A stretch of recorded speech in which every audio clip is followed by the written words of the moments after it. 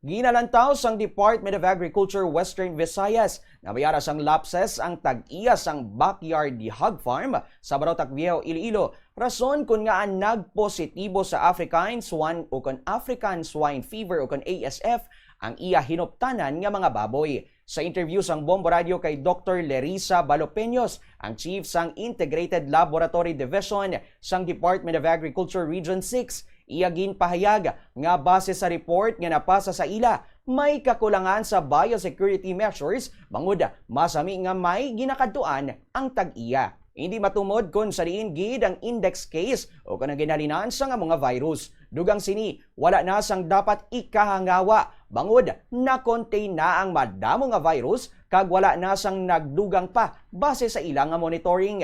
Gindayaw man sini ang maabtik nga response sang local government unit kag sang Iloilo Provincial Veterinary Office kung sa diin nalakip ang disposal kag pagsumite sang reports kag investigasyon. Naibaluan nga ang pagpabaskog sang level 1 biosecurity measures amugid ang ginakampanya sang ahensya agud nga hindi na magdugang ang kaso sang ASF.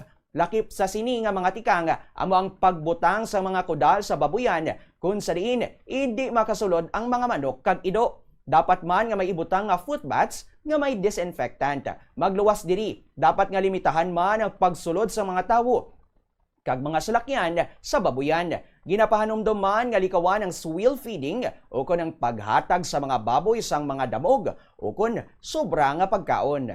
Hindi nila makuha ang index result sa diin naghalin, pero base lang sa ila na report is may ara sila nga nahimo nga biosecurity lab test, which is ang tag-iya is something nga come and go sa sagwa, halin man sa mga sagwa, way man ta kabalo kung diin nga halin, basta sa sagwa siya ang nagago inside. So may ara nga lab test sa biosecurity measures. Amo na nga ginahambal gani naton nga kinahanglan gid yaya secure biosecurity is the key to fight African swine fever. Kay dira na lang hindi naton mabalaan or hindi wala sing may hambal naton nga may nagsulod nga baboy or ini, pero ang isa lang nga ginalantaw is dira lang sa ilang biosecurity measures. May lab test nga gamay, so which is